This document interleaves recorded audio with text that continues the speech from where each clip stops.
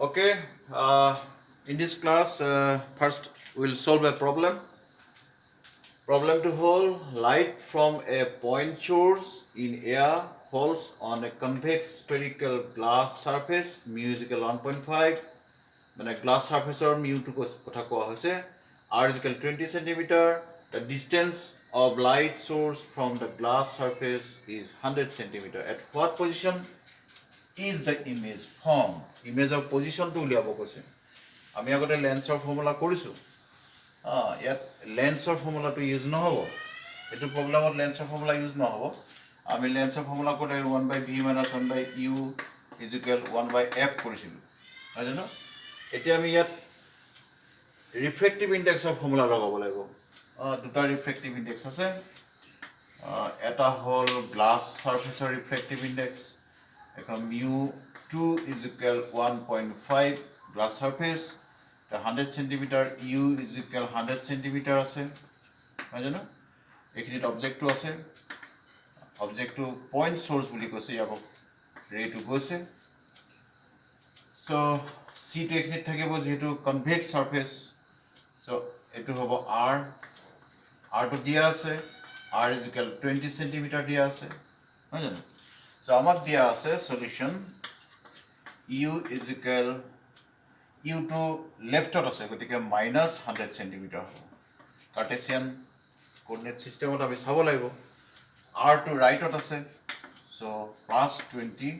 centimeter so আমি v উলিয়াব লাগিব v to যদি নেগেটিভ হয় তেতিয়া হলে এফালে আহিব যদি পজিটিভ হয় রিয়েল ইমেজ হ'ব সেন্টার অফ কার্ভেচার ফলে থাকিব সো আমি যদি জিওমেট্রিক্যালি চাব যাও তেতিয়া হলে রেয়ার মিডিয়ামৰ পৰা এটো mu1 = 1 এয়াৰ আছে এয়াৰৰ পৰা ৰেটো গৈছে গতিকে ৰেয়াৰ মিডিয়ামৰ পৰা ডেন্সাৰ মিডিয়ামত যেতিয়া যাব ৰেটো সদায় নৰমালৰ ফালে কাট চাপি যাব গতিকে এনেকুৱা হ'ব নহয় জানো ইমানখিনি মানত আমি ইমেজটো পাম সো ডেফিনেটলি ইমেজটো পজিটিভ ওলাব লাগিব v যেটো পাম আমি v will be positive so আমাৰ ক্যালকুলেশনত v টো পজিটিভ ওলাব লাগিব সো আমি মাত্ৰ v ভ্যালুটো উলিয়াব লাগে কোনটো ফৰ্মুলা ইউজ কৰে ফৰ্মুলাটো হল since mu2 by v minus mu1 by u is equal mu2 minus mu1 by r এই ফৰ্মুলাটো আমি ইউজ কৰিম সো এই ফৰ্মুলাটো আমি ভ্যালুখিনি পুট কৰি গলে হল mu2 = 1.5 দিয়া আছে নহয় জানো mu1 = 1 কিয় 1 লৈছো এয়াৰত mu ভ্যালু 1 সো ইয়াত সিম্পলি আমি বহাই যাও mu2 = কিমান বহাম 1.5 v = আমি নাজানো mu1 = 1 u 1.5 minus 1 r so 1/5 v u ঠাইত আমি কি বহাম u ঠাইত আমি -100 বহাম -100 1.5 minus 1 কি হলে মানে কি হ'ব 0.5 হ'ব r অফ ভ্যালু কিমান 20 বহাব লাগে so let me do in this side এফালে কৰি দিম 1.5 ক আমি কি বুলি লিখিব পাৰো 3/2 বুলি লিখিব পাৰো নহয় জানো 3/2v মাইনাস মাইনাস প্লাস হ'ব হিফালে গলে কি হ'ব মাইনাস হৈ যাব সো 0.5 টোক আমি কি বুলি লিখিব পাৰো 1/2 1/2 মানে 40 হৈ যাব 0.5 to 1/2 1/2 2 to তললৈ আহিব 2 * 20 40 আৰু মাইনাস মাইনাস প্লাস 100 to হিফালে গলে কি হ'ব -100 হ'ব -1/100 এটা যেটো মাইনাস আছে এটো মাইনাস এটা প্লাস হৈ গল হিফালে গলে মাইনাস হৈ গল সো 3 2v = LCM ললো আমি ধৰিলোৱা LCM to 200 ললো আমি সো LCM 200 ললে কিমান হ'ব 5 minus 2 3/2v = 3/200 so 3 cancel যাব 3 cancel যাব আৰু 2 এ 200 কাটিলে মানে কিমান হ'ব 100 হ'ব so v is equal 100 plus 100 centimeter তাৰ মানে u 100 vu 100 so the answer is 100 centimeter the image will be formed 100 centimeter away from the pole of the spherical surface মানে convex surface খনৰ পৰা 100 centimeter দূৰত বহিব so এটা এটা problem আছিল আজি আমি আৰু এটা টপিক কৰো কনকেভ সাৰফেস হলে কি হবে কনকেভ সাৰফেসত আমি কনভেক্স সাৰফেসত কৰি আছো এনেকা formula same formula whether we will get the same formula in case of concave surface আমি convex surface কৰি আছো concave surface এখন ল concave surface formula টো একে হ'ব নে বেলেগ হ'ব let us check এখন concave surface আৰু এটো হল spherical medium এটো গুটেটো spherical medium don't think this is a lens এখন lens বুলি আমি ভাবিব না লাগিব এখন মিডিয়াম হয় so আমি এটা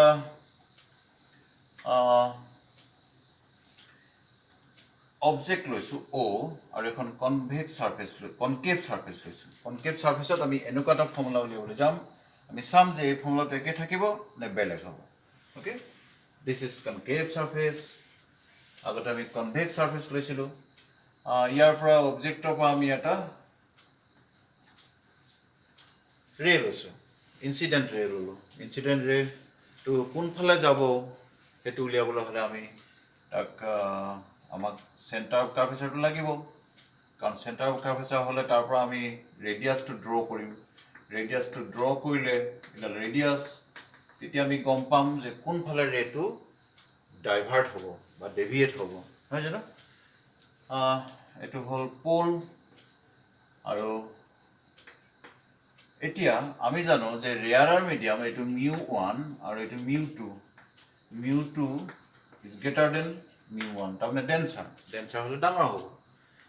সো ৰেয়াৰৰ পৰা ডেন্সাৰ যেতিয়া যাব তেতিয়া হলে আমি জানো যে ই নৰমালৰ ফালে যাব সো নৰমালৰ ফালে যাব লাগিব নহয় জানো নে নৰমালৰ পৰা আঁতৰি যাব নৰমালৰ ফালে যাব সো এনেকা যাব অলপমান বেকা হৈ যাব এফালে নহয় জানো তেতিয়া হলে আমি সেন্টার অফ কাৰ্ভেচাৰটো এখিনি ড্ৰ কৰিছো ই নৰমাল পাৰ্টৰি গল তেতিয়া in this direction it will move তো ইয়াক আমি পিছফালে বহাব লাগিব হয় জানো ইয়াক আমি পিছফালে বহাব লাগিব তেতিয়াহে ইমেজটো আমি পাম what type of image this image will be virtual so আমি কি লৈছো আমি concave surface লৈছো আৰু কেনেকুৱা ইমেজৰ কাৰণে ভাৰ্চুয়াল ইমেজৰ কাৰণে ভাৰ্চুয়াল ইমেজ ঠিক আছে এতিয়া আমি এংগল বিলাক চাব লাগিব প্ৰথমে চাও ইনসিডেন্ট এংগল কোনটো হ'ব ইনসিডেন্ট এংগলটো আমি জানো যে ইনসিডেন্ট ৰেটোৱে নৰমালৰ লগত যেটো এংগল কৰে এই এংগলটো আই হ'ব কোনটো এংগল এই পয়েন্টত যদি মই n বুলি কওঁ c n ৰ লগত o n এ যেটো এংগল কৰিছে এটো হ'ব i r কোনটো হ'ব r টো হ'ব এই এংগলটো এটো সৰু এংগল আমি যদি অলপ ডাঙৰকৈ আকো ডায়াগ্ৰামটো এটা ডাঙৰ হ'ব this is r r টো কি হৈছে i কে সৰু হৈছে হয় জানো এতিয়া আমি আলফা বিটা গামা এই তিনটা এংগল আমি উলিয়াব লাগে আলফাটো কোনটো আলফাটো সদায় অবজেক্টৰ লগত যেটো এংগল কৰে আৰু বিটা কোনটো বিটা ইমেজে যেটো এংগল কৰে কাৰ লগত প্ৰিন্সিপাল এক্সিসৰ লগত গামাটো কোনটো যেটো সেন্টাৰ অফ কাৰ্ভেচাৰ বা ৰেডিয়াস অফ কাৰ্ভেচাৰে প্ৰিন্সিপাল এক্সিসৰ লগত যেটো এংগল কৰিব এটো হ'ব গামা তো এইটা এংগল আমি পালো এইটা এংগলৰ লগে লগে আমি এডাল নৰমাল ড্ৰ কৰো nm সো P পৰা পোলৰ পৰা সেন্টাৰ অফ কাৰ্ভেচাৰ যেটো ডিসটেন্স হয় এটোক আমি কি বুলি কওঁ ৰেডিয়াস অফ কাৰ্ভেচাৰ বুলি কওঁ আৰু ইমেজৰ যেটো ডিসটেন্স এটোক আমি কি বুলি কওঁ ইমেজ ডিসটেন্স v বুলি কওঁ আৰু অবজেক্টৰ পৰা যেটো ডিসটেন্স হয় এটোক আমি কি বুলি কওঁ u বুলি কওঁ অবজেক্ট ডিসটেন্স এটো ইমেজ ডিসটেন্স অবজেক্ট ডিসটেন্স আৰু ৰেডিয়াস অফ কাৰ্ভেচাৰ তিনটা ডিসটেন্স পালো আৰু কাৰ্টেছিয়ান কোঅৰ্ডিনেট মতে তিনিটা ডিসটেন্সে নেগেটিভ হ'ব বুঝেনো সো ইয়াত আমি আৰু কৰিছিলো যে আলফা যদি হে n পইণ্ট টু p ৰ বহুত ওচৰত হয় alpha can be written as tan alpha হলে কি হয় perpendicular by base so perpendicular by base perpendicular nm or value to nm is equal to h বুলি ধৰো let nm is equal h এই যেডাল perpendicular মই h বুলি ধৰিছো তেতিয়ালে h by কি হ'ব perpendicular by base o m হ'ব নহয় জানো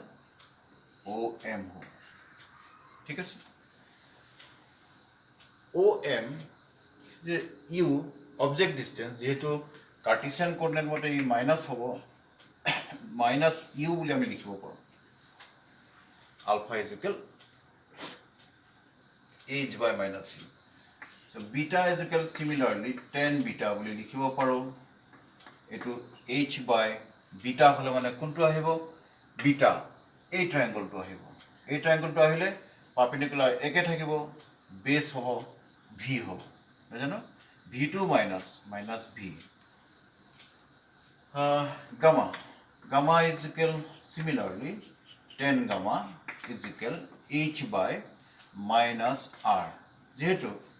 gamma to c লগত জড়িত হৈ আছে সেন্টার অফ কার্ভেচার আৰু ৰেডিয়াস অফ কাৰ্ভেচাৰ যেটো এংগল কৰিছে তো gamma গতিকে এই এংগল ট্রায়াঙ্গলটো ল'ব লাগিব আমি এই ট্রায়াঙ্গলটো আমি কি কৈছো r বুলি কৈছো r এক্স্যাক্টলি নহয় cm হয় কিন্তু আমি কি কৰিছো n পইণ্ট টু p ৰ খুব ওচৰত বুলি ধৰিছো আগৰ ক্লাছ লগত মই কৈছো তেলে n পইণ্ট টু তুমি যিমানে p ওচৰলৈ লৈ আনো আমি তেতিয়ালে n পইণ্ট টু যিমানে p ওচৰলৈ আহিব m টু p ৰ ওচৰলৈ যাব মানে m আৰু p একে বিন্দু বুলি আমি ধৰিব লাগিব তেতিয়াহে আমি এই ডিসটেন্সটো এপ্ৰক্সিমেশন কৰিব পাৰিম মানে আমি কনসিডাৰ কৰিছো যে cm is approximately equal to cp im is approximately equal to ip and then om is approximately equal to op and then আমি consider কৰিছো only for paraxial rays মানে এই পয়েন্টটো বহুত ওচৰত আছে বুলি ধৰি লৈ পেলাই আমি ক্যালকুলেশন খিনি কৰিবলৈ গৈছো নেক্সট স্টেপত আমি স্নেলস ল লগাব লাগিব Snell's law to মই কৈছো যে mu1 sin I is equal mu2 sin R according to Snell's law মই এটা স্টেপ নাই লিখা সেকেন্ড স্টেপটো লিখিছো mu1 sin I আকৌ যদি I আৰু R বহুত সৰু হয় তেতিয়া হলে আমি mu1 I লিখিব পাৰো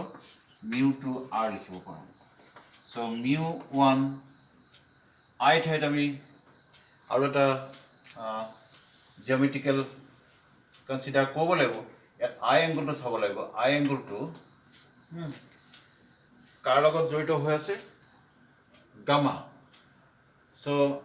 ও এন এম ট্রায়াঙ্গলটো যদি আমি চাও ও এন এম ট্রায়াঙ্গলটো ইয়াত এই এংগলটো এই সৰু এংগলটো r তে আই এংগলটো ইয়াৰ লগত জড়িত হৈ আছে তো এই এংগলটো this angle is the angle between the center that is radius of curvature and incident ray so তেতিয়ালে আমি এই ট্রায়াঙ্গলটো চাব লাগিব ট্রায়াঙ্গল কোনটো in ONC ট্রায়াঙ্গলটো ভালকে মন কৰিবা ONC at exterior angle কোনটো gamma আৰু interior angle কোনটো থাকিলে I থাকিলে alpha থাকিলে ঠিক আছে কিন্তু আমাক লাগে কি আমাক লাগে I therefore I is equal gamma minus alpha I to পালো এতিয়া আমি R উলিয়াব লাগে R টোক আমি কেনে কানেক্ট কৰিম R টো কানেক্ট কৰিবলৈ হলে আমি কোনটো ট্ৰায়াঙ্গল ল'ব লাগিব R টো দেখিছে এই সৰু ট্ৰায়াঙ্গলটো লৈ এই সৰু ট্ৰায়াঙ্গলটোৰ লগত জড়িত হৈ আছে হয় জানো সো তেতিয়া হলে আমি ক'ব লাগিব in INC triangle INC triangle আমি যাব লাগিব এই সৰু ট্ৰায়াঙ্গলটো সেই ট্ৰায়াঙ্গলটো R টো যদি আমি চাওঁ এইটো R হলে এইটো R হ'ব হয় জানো সো তেতিয়া হলে বিটা আৰু I কাৰ সমান হ'ব গামা ইয়াতো gamma is equal R plus beta so R is equal তেতিয়া হলে কি হ'ব gamma minus beta R is equal gamma minus beta ঠিক আছে এতিয়া আমি এই I আৰু R এইকেইটা ইয়াত বহাব লাগিব I ভ্যালু কিমান পাইছো গামা মাইনাস আলফা R ৰ ভ্যালু কিমান পাইছো গামা মাইনাস বিটা এতিয়া আমি এই ভ্যালুখিনি ইয়াত পুট কৰিব লাগিব চাও কি ওলাই mu1 is equal গামা ঠাইত আমি কি পুট কৰিম h by minus r ULFA ঠাইত কি পুট কৰিম h by minus u বুঝলো mu2 is equal আকৌ গামা ঠাইত আমি কি পুট কৰিম 1 by h by sorry h লিখিব লাগিব h by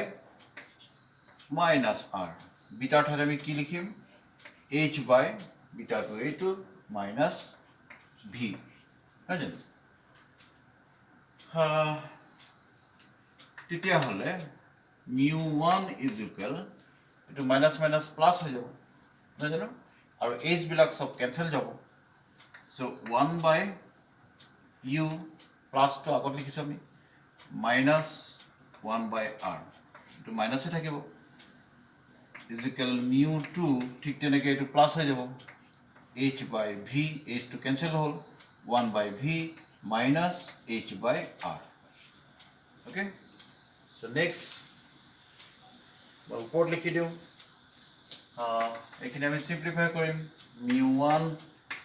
by u minus mu1 by r mu2 by v minus h to আমি লিখিছে h to লিখিব না লাগে h to cancel যাব গতি 1 এ থাকিব so minus mu2 by r ঠিক আছে so আমি mu1 by u to হেফালে লৈ যাও আৰু mu2 by r to এফালে লৈ আহো mu2 by r এফালে ললে প্লাস হ'ব minus mu1 by r আছে আগৰ পৰা mu2 by v minus mu1 by u so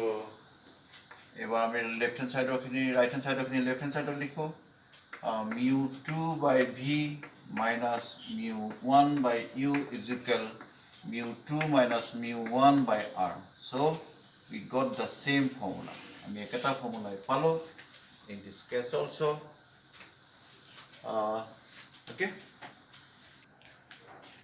next আমি যদি চাও এই কন্ডিশনটো আছিলে কনকেভ সারফেস আৰু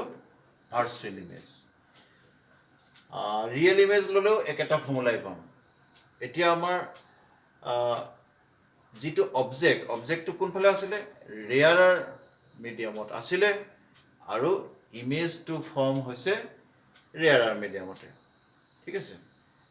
অবজেক্টটো ৰেয়াৰৰ মিডিয়ামত নহয় যদি ডেন্সাৰ মিডিয়ামত থাকে তেতিয়া হলে ডেন্সাৰ মিডিয়ামৰ পৰা যদি ৰেটো যায় তেতিয়া হলে ফৰ্মুলাটো